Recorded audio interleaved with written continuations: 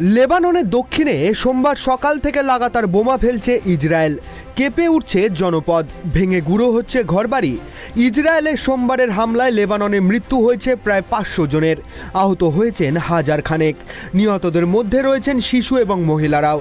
লেবাননে বহু এলাকায় বোমা ফেলেছে ইসরায়েল। তার আগে হুঁশিয়ারি দিয়েছে, লেবাননের যেসব বাড়িতে ইরান সমর্থিত হিজবুল্লাহ জঙ্গিরা অস্ত্র লুকিয়ে রেখেছে সেখান থেকে যেন বেরিয়ে আসেন সাধারণ মানুষ।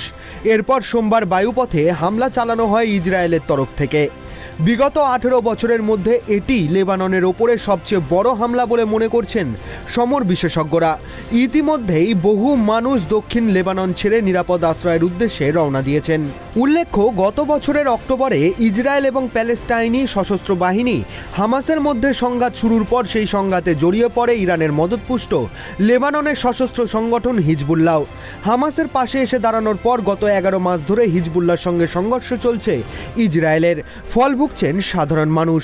গত কয়েক মাস ধরে এই সংঘর্ষ চলাকালীন একে অপরকে লাগাতার হুঁশিয়ারি দিচ্ছে লেবানন এবং ইসরায়েল।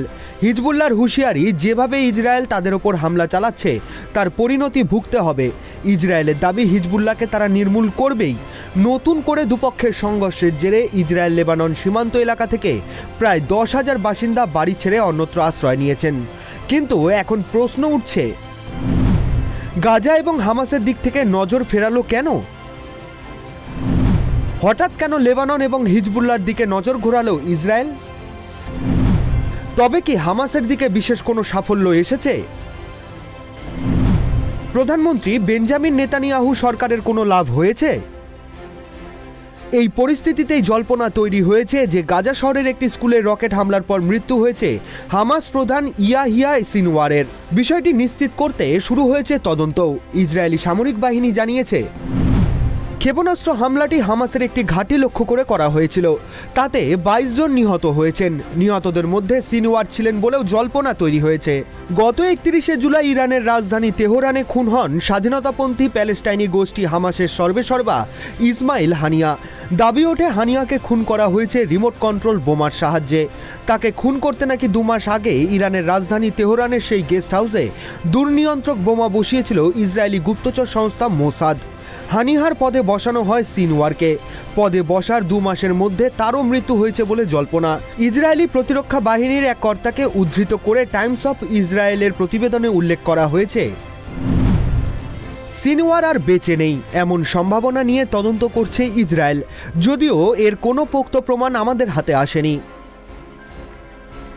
বিশেষজ্ঞদের মতে, সিনওয়ার মারা গিয়েছেন কিনা তা নিয়ে ইসরায়েলের তরফে এত পুঙ্খানুপুঙ্খ তদন্ত চালানোটাই স্বাভাবিক। কারণ ভোল বদলে গা ঢাকা দেওয়ায় নাকি সিনওয়ারের জুড়ি মেলা ভার। এর আগেও তার মৃত্যুর গুজব ছড়িয়েছিল।